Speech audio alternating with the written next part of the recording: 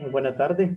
Vamos a dar inicio a nuestra sesión del día 24 de octubre. En esta sesión tenemos el tema de los 4 pilares de la educación según la UNESCO. Estos pilares de la educación reconocidos que en cada país se han ido tomando en cuenta siempre. Acá vemos los 4 pilares. Ser, convivir, hacer y conocer. Si lo tomamos al revés, conocer, hacer, convivir y ser. Todo es aprender a conocer, aprender a hacer, aprender a convivir y aprender a ser. Estos serían los pilares reconocidos por la UNESCO, que cada país los toma en cuenta en el proceso educativo. Para ello, el día de hoy vamos a pedir la colaboración de cada uno de ustedes para que pues aporten sobre estos 4 pilares que ustedes ya conocen, que están dentro del programa del curso en el bloque 4. Es el penúltimo tema que tenemos ya de este bloque. Ahí están los 4 pilares. Entonces, vamos a pedirle su colaboración, por favor, a cada uno de ustedes. En este caso, necesito que iniciemos con Flor de María. Ya en su momento le vamos a dar su participación. Vamos a iniciar en ese orden para tener una participación más congruente al listado que tenemos. Y por acá entonces tengo una referencia de la UNESCO con Jacques Delors. Dice que la educación representa el elemento clave para el progreso en la humanidad y el desarrollo de sus valores fundamentales. Ahí se fue una letra F. Entonces, en ese desarrollo de esos valores fundamentales, toma en cuenta la UNESCO dentro de los 4 pilares a la persona en su totalidad, en su integridad, en la educación holística, que es la que hablábamos la semana pasada. Al ser holista la educación, y en este caso lo toma la UNESCO de la misma forma, entonces trata de que el desarrollo del ser humano sea principalmente en sus valores fundamentales del ser humano. Tenemos la educación como un proceso generalizado. Y aquí yo quiero de que me apoye entonces la señora Flor de María Villeda Landaverri sobre ese proceso generalizado, que me dé un comentario sobre este tema que dejo acá en pantalla. Por favor, señor Flor.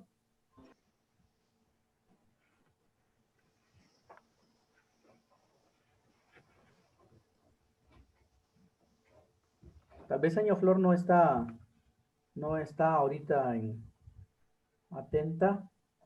Entonces pido de favor a señor Jennifer Rocío Urrutia. Dígame. Que me dé un comentario sobre la educación como un proceso generalizado. Un comentario de 1 minuto máximo. La educación es la que nosotros necesitamos para... Ay, licenciados. Ay, no. Deme chance mejor. La educación como un proceso generalizado. Recordemos que... Sí, dígame. Espéreme. Solo me voy a colocar bien el...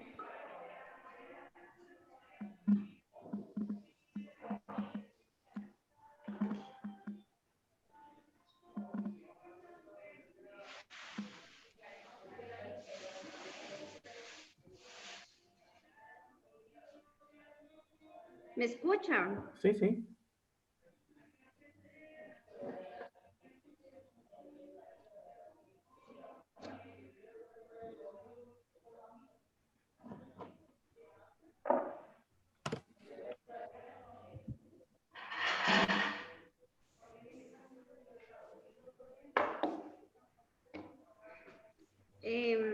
educación es un proceso de expresión de las capacidades de las personas con el fin de ampliar sus opciones y oportunidades que tengan.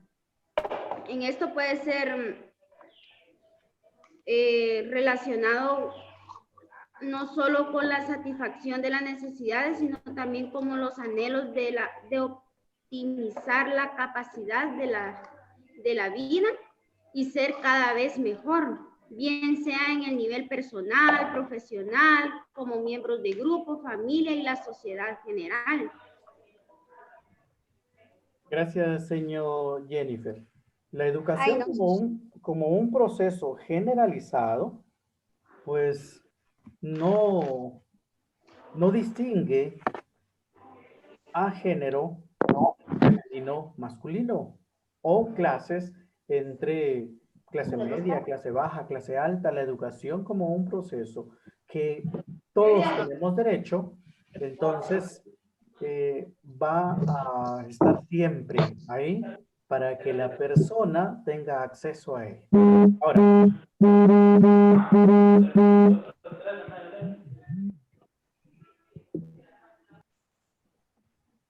el detalle es que las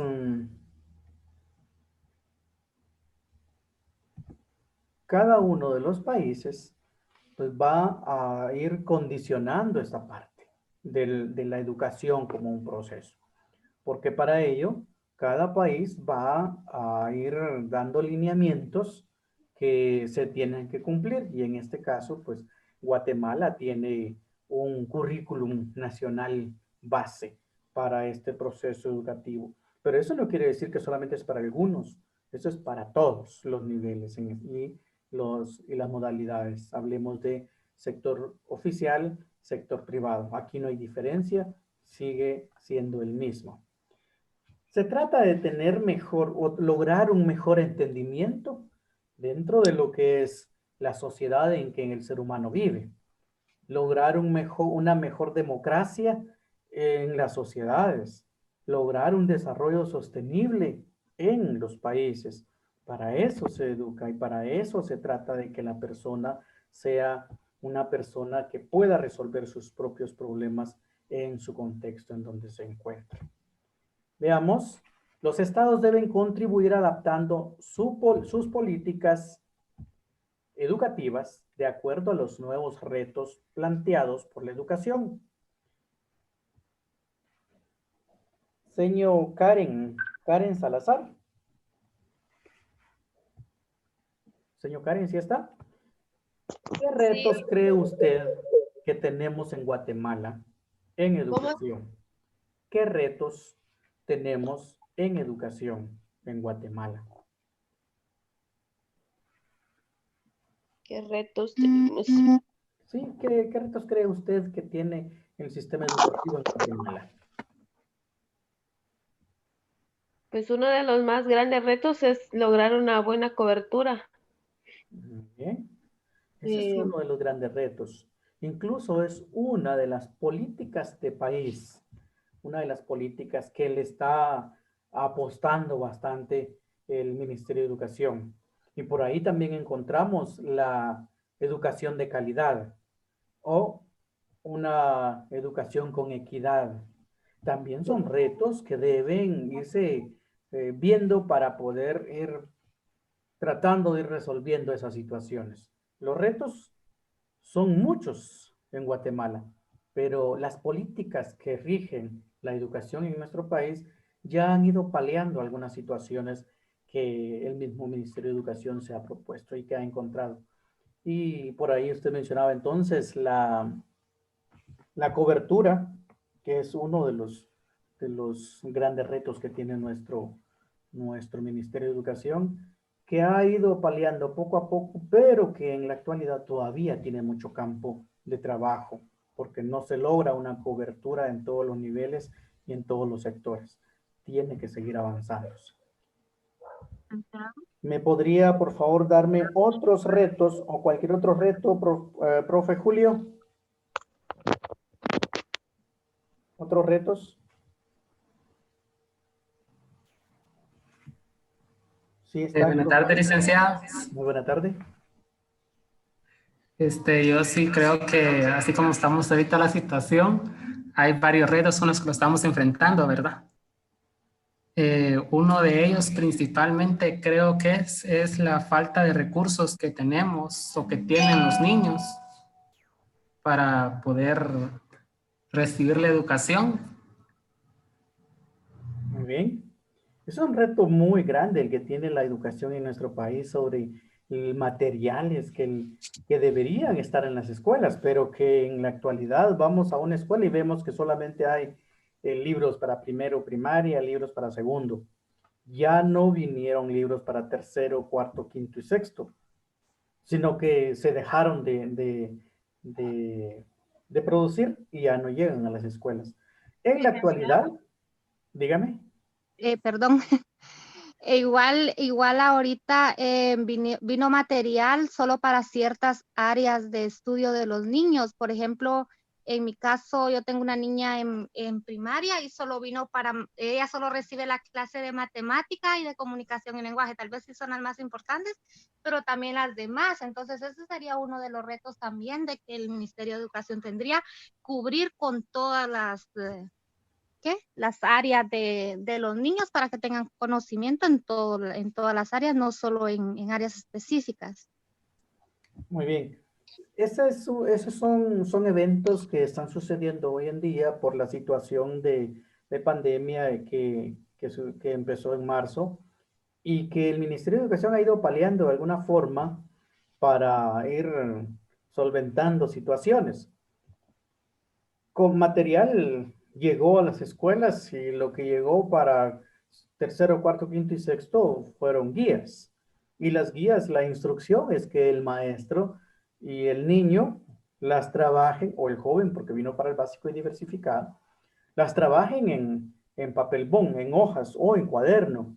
Entonces, la guía nada más es para ir avanzando poco a poco en esas áreas que pudo haber priorizado el director. Y aquí menciono esta parte, porque la priorización de áreas en este año sí es posible y la ha ido dando a conocer el Ministerio de Educación de que así va a ser el término del año.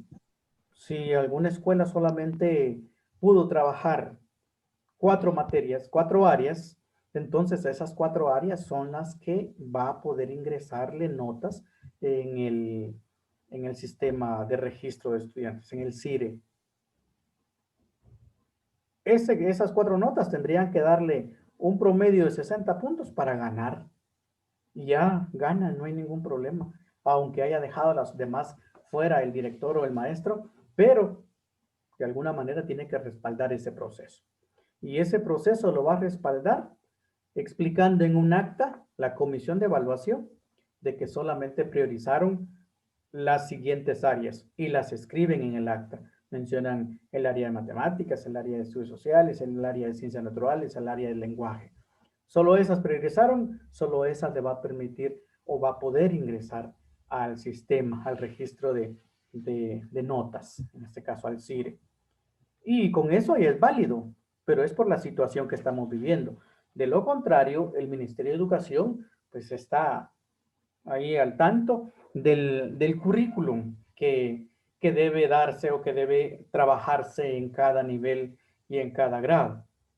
Ahí está en el Licenciado, CIDE. Dígame. pero aún en la situación que estamos, por ejemplo, en las guías vienen áreas integradas. Lo que pasa es que hay que como que leer bien y que el alumno trate de interpretar bien las instrucciones, ¿verdad? Porque yo me he dado cuenta en mis 2 hijos, uno está en tercero, la otra está en sexto, pero ya es el maestro el que se encarga de como que de priorizar y unir todas las clases, ¿verdad? O Claro. sea, el Ministerio de Educación ha hecho hasta lo imposible por lograr de cubrir esto, ¿verdad? Pero igual son tantos niños, tanto material que hay que trabajar, tanto dinero que hay que invertir que es casi imposible.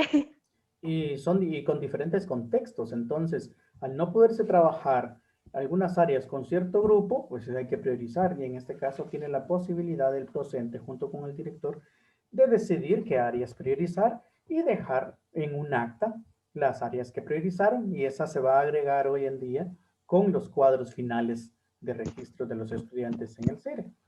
Eso va a respaldar prácticamente que los estudiantes hayan ganado con un promedio mínimo de 60 este año con las áreas priorizadas. Ese es parte del trabajo del sistema, el sistema educativo que se está trabajando en este año específicamente por la situación que se está viviendo. Lo que el Ministerio de Educación quiere, digo yo, licenciado, es no dejar a ningún niño, sino que es jalarlos, va a venirlos trayendo siempre, aunque no con el conocimiento todo así al 100, pero sí aunque sea algo de los temas que ahí vienen. Correcto, así es. Se trata de que todos los niños que estén en el sistema tengan oportunidad de ser promovidos de alguna manera. Les explico. Si Licenciado, se disculpe. priorizaron, permítame, si se priorizaron 4 áreas y de las 4 áreas solamente gana 2 y el promedio llega a 60 con 2 ganadas y 2 perdidas, entonces el niño automáticamente es promovido, aunque tenga perdidas 2 áreas, pero si su promedio de las 4 es 60 como mínimo. Y si perdió las 6, imagínense ustedes, un caso ilusorio, pero puede ser que suceda. 6 tenían priorizadas en la escuela donde estudió el niño, pero perdió las 6. Ahora me podrían decir alguien, ¿cómo es que perdió las 6?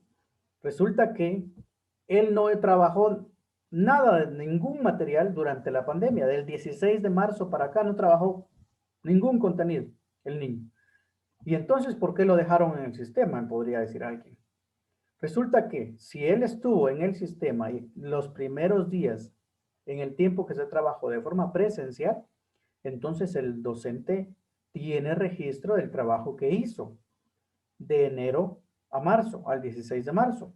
Al tener ese registro, entonces el niño no lo pueden sacar del sistema. Tienen que agregarle las notas que tenga. Y al agregarle las notas, él pierde las 6 clases. Entonces resulta que este niño, no importa el grado, si es de primero, si es de segundo, si es de hasta sexto primaria o hasta graduando, aunque haya perdido todas las áreas, tiene derecho a las 2 recuperaciones, aunque haya perdido todo. Ahora imaginémonos, en las recuperaciones se somete a las 6, pero solamente gana 4, perdió 2. Pero con esas 4 que ganó, llega exactamente a un promedio de 60. Con esas 4 que ganó, promedio 60, automáticamente es promovido al siguiente grado. Y ya no tiene que someterse a una segunda recuperación por las 2 áreas que perdió. Ese es apoyo. Y ese apoyo es el que se le va brindando a los estudiantes para que estén en el sistema el próximo año. Y que ningún niño sea sacado del sistema solamente porque no estuvo activo. Muchas son las razones por las que un niño no puede estar activo.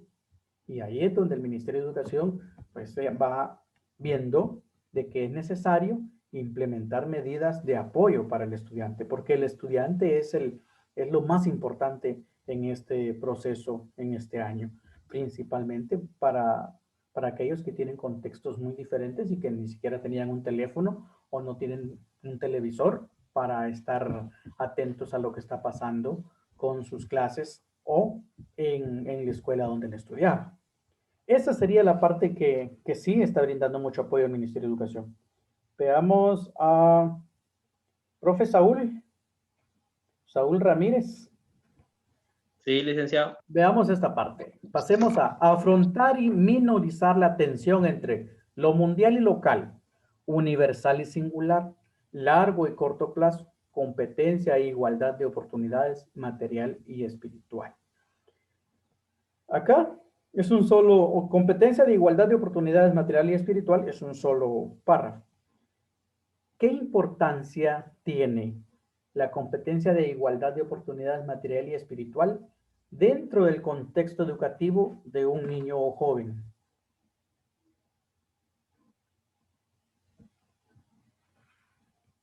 Profe Saúl. Ajá, pues la competencia que tiene es que tal vez a veces están compitiendo ante otros estudiantes que tienen mejor calidad de educación y la que se basan de que tienen menores oportunidades por estar recibiendo una educación corta, me imagino yo. Muy bien. Recordemos que estamos preparando a estas personas para que vayan a integrarse, a insertarse a una sociedad. Y para que se inserten bien y logren acoplarse a esa sociedad, pues deben afrontar muchas situaciones. Y en este caso estamos hablando de la competencia e igualdad de oportunidades materiales y espirituales. Todos tenemos las mismas oportunidades, o por lo menos deberíamos de tener las mismas oportunidades. Pero ¿cómo le enseñamos al estudiante a afrontar esa situación? Tenemos que priorizar los valores, esos valores que son fundamentales en el niño o en el joven para poder afrontar situaciones que pueda hacer que en un momento dado le den de bajón a él. Entonces, esa parte es la que es muy importante para no caer en tener niños o tener jóvenes o tener personas en la sociedad insertados laboralmente que de repente con facilidad puedan tener un bajón sencillamente por una situación que se dé ya sea en la sociedad, en la familia o en el área laboral. Veamos a señor Carla Martínez Recinos. ¿Cómo pudiéramos, Dígame. ¿sí? ¿Cómo pudiéramos afrontar situaciones de largo y corto plazo que pudiéramos ejemplificar en este momento de alguna persona que esté en el proceso educativo? Ejemplificar en la manera de enseñar. De afrontar situaciones a largo y corto plazo ya en la sociedad.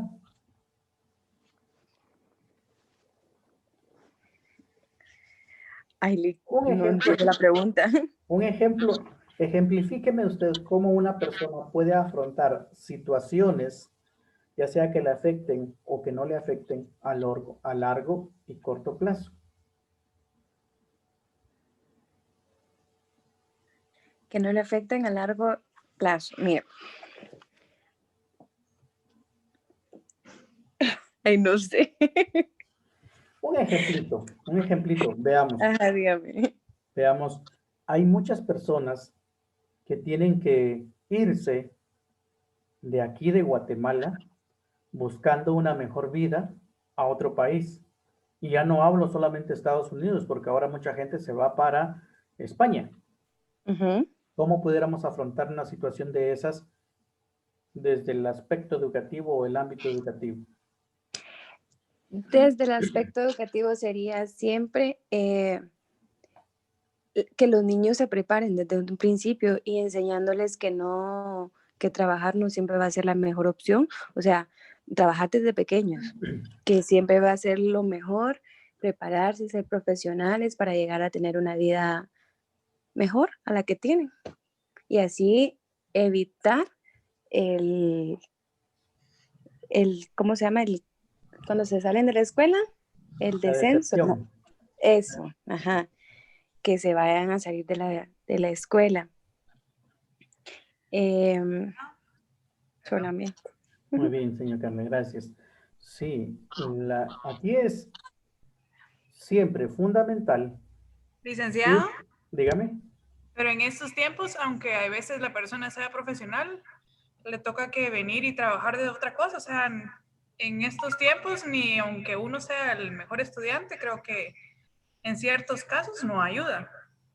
Ajá, Ahí pero está. todo es por el país, Por porque en el país no hay trabajo. Ajá. Lo que pasa es de que en un trabajo siempre le van a pedir experiencia a la persona y si no le dan oportunidad de trabajar, ¿cómo va a obtener experiencia? Ajá, eso Otra también. sería también que depende en el colegio donde estudió, así mismo le generan empleo, si no, no. Eso se da aquí en Esquipulas.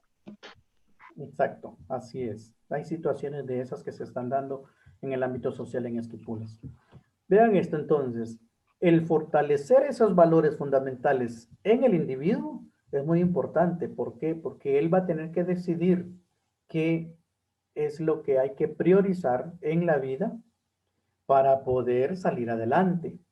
Para algunos la mejor salida es irse para Estados Unidos, irse para España, irse para otro lugar en busca de un mejor trabajo. Para otros pudiera ser completamente diferente una situación. Es ver la situación, enmarcarse en su vida que lleva y buscar opciones locales.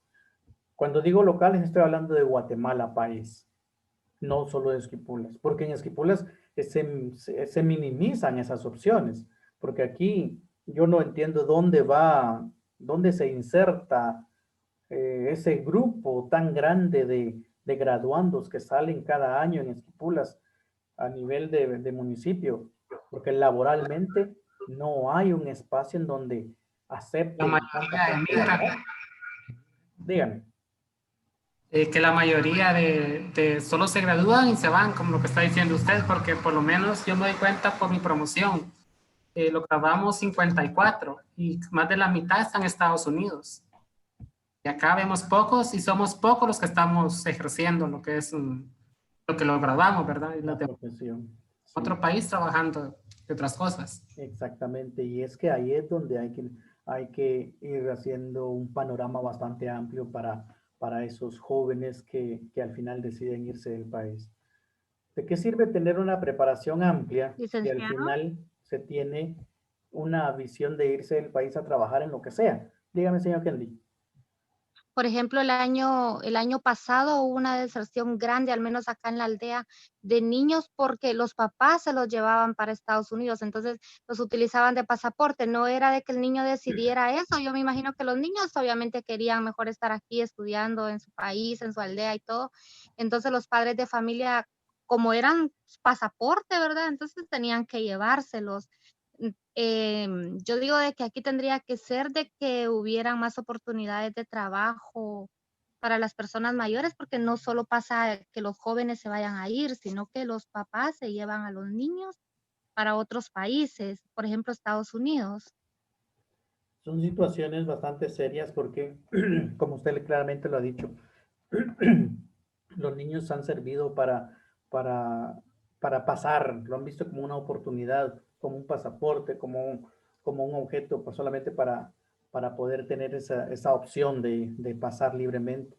Incluso le comento de que conozco casos que los niños solamente los llevan a Estados Unidos, después los regresan.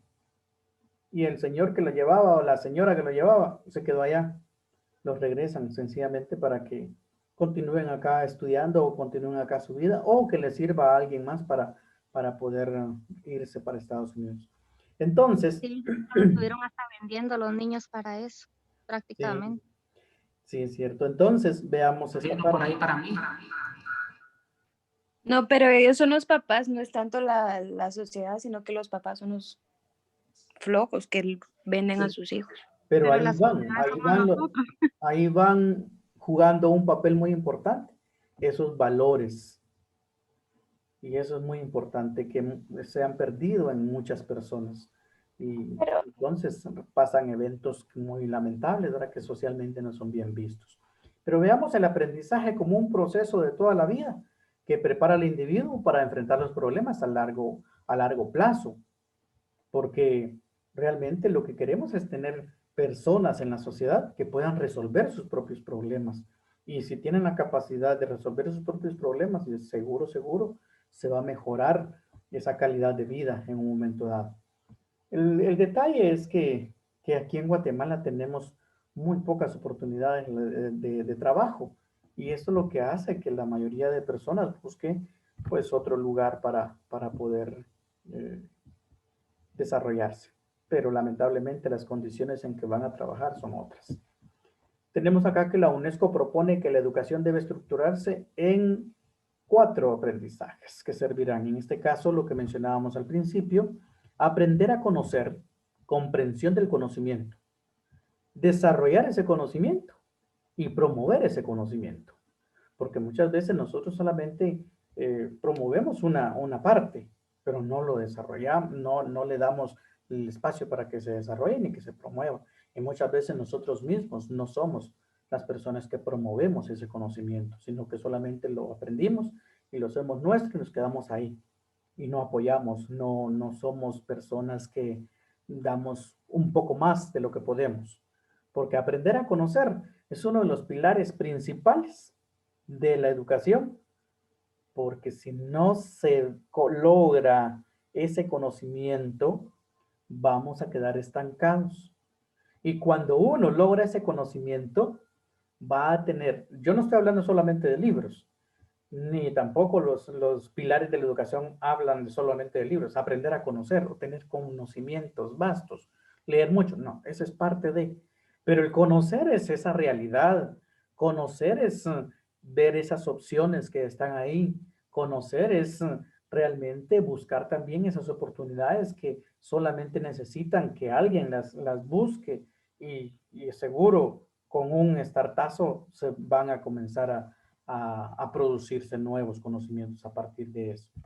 Tenemos el siguiente, bueno, tenemos acá que ponerle en práctica el ejercicio, es la atención, cantidad recibida, la memoria, almacenar esa información relevante, el pensamiento es desarrollar uno divergente y abstracto, desarrollar ese pensamiento de que el individuo, el joven o el niño no solamente tenga la capacidad de memorizar, sino también de análisis y de decidir qué es lo más importante para él. El número 2 tenemos aprender a hacer. El modo de aplicar el conocimiento, influir en el entorno. No solamente que tener ese conocimiento y quedarnos pasivos, ¿no? Tenemos que ir más allá, cambiar nuestro entorno de alguna manera, porque nosotros muchas veces tenemos las capacidades, pero no las practicamos. Y al no practicarlas, entonces no nos sirve de nada el aprender este conocimiento nuevo. El aprender a hacer no significa transmisión o enseñanza de una tarea o procedimiento, no. Aprender a hacer es la influencia al cambio de ese contexto en donde usted vive. Vincula la teoría con la práctica directamente. No podemos solamente hablar o no solamente conocer, tenemos que accionar. Y esa es la parte muy importante dentro del contexto de aprender. Licenciado, Dígame. yo creo que por veces ese es un error que cometen en algunos colegios de que solo teórico, todo lo que nos enseñan y no nos ayudan a poner las cosas en práctica, digamos. Estamos estudiando algo, digamos, como para ser docente, ¿va? Y solo nos dan teórico y no nos pueden, digamos, para usted dar una clase, haga esto, le puede servir esto, cosas así, nos deberían, siento yo, que enseñar a que solo que escribir y escribir.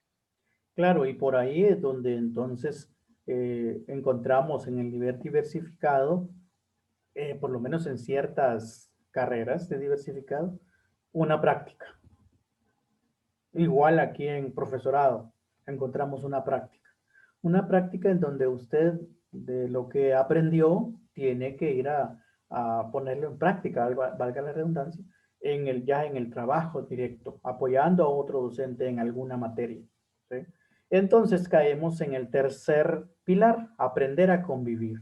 Debido al contexto, la UNESCO dice que debemos aprender a tener una convivencia pacífica, pero aprender a convivir no solamente es agachar la cabeza, sino sencillamente a tener también una intervención en ese contexto, a decidir cuando tenga que decidir, a saber y distinguir entre lo bueno y lo malo. No solamente el criticar o solamente el hacer algo en lo que yo creo que puede ser, sino al final es tener un panorama mucho más amplio de esa realidad en la que al final vivimos socialmente. Basada en la comprensión, dice, porque de verdad tenemos que ser comprensivos con esa realidad que estamos viviendo en un momento dado. La escuela debe fomentar, no debe solamente evitar decir que es lo malo, no, debe fomentar, generando un ambiente de equidad y colaboración mutua y no como la figurita que ven ustedes acá que dice evitando, que cada quien vaya trabajando por su propio lado, no. podemos trabajar de forma en equipo, en conjunto, para poder tener más oportunidades. El conocimiento del otro implica tomar en cuenta al otro, tomar en cuenta a los demás.